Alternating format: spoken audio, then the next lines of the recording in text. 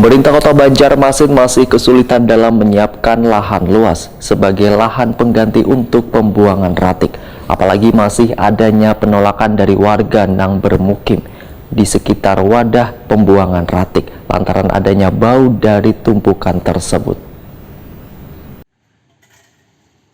Pemerintah Kota Banjarmasin masih kesulitan dalam menyiapkan lahan luas sebagai lahan pengganti untuk pembuangan ratik, apalagi masih adanya penolakan dari warga yang bermukim di sekitaran wadah pembuangan ratik lantaran adanya bau dari tumpukan tersebut. Bahkan ada pula warga yang sudah terbiasa membuang ratik di luar wadah pembuangan ratik, padahal wadahnya sudah disediakan. Selain itu, masih ada warga yang membuang ratik di pinggir jalan atau bekas wadah pembuangan ratik yang sudah ditutup wan kada diperbolehkan dijadikan wadah pembuangan ratik. Inilah nang maulah ratik terkadang masih ada nang terlihat di kota Seribu Sungai ini lantaran masih adanya warga nang kurang disiplin membuang ratik. Demikian dipedahkan Wali Kota Banjarmasin Ibnu Sina, Waitakuni Prima TV Baisukan Sabtu 5 Maret 2022. Menurut Ibnu Sina, warga yang membuang ratik sembarangan tersebut bisa dilihat di kawasan bekas wadah pembuangan ratik di pertigaan Jalan Kuripan.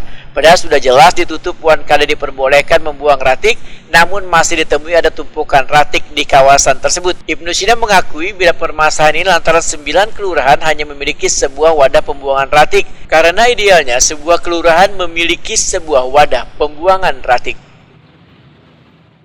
Untuk menghilangkan TPS yang di pinggir jalan, tapi memang persoalannya tidak mudah untuk mencari lahan pengganti, karena pasti masyarakat mungkin lahannya ada tapi masyarakat menolak misalnya, karena tidak seorang pun mungkin yang mau berdekatan dengan TPS.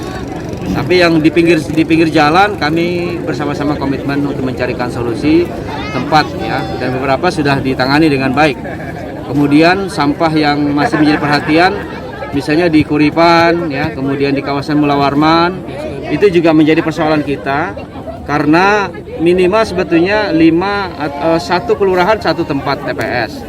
Tapi selama ini kan 9 kelurahan 1 TPS untuk pembuangan itu lah sementara. Itu juga menjadi problem dan kami bisa berharap ini ada solusi cepat ya, paling tidak menempatkan mobil-mobil sampah, kemudian juga dengan dibantu setiap akhir pekan kerja bakti untuk membersihkan lingkungan. Mudah-mudahan sampah-sampah yang mengganggu pemandangan, terutama yang ada di pinggir jalan, itu bisa tertangani dengan baik.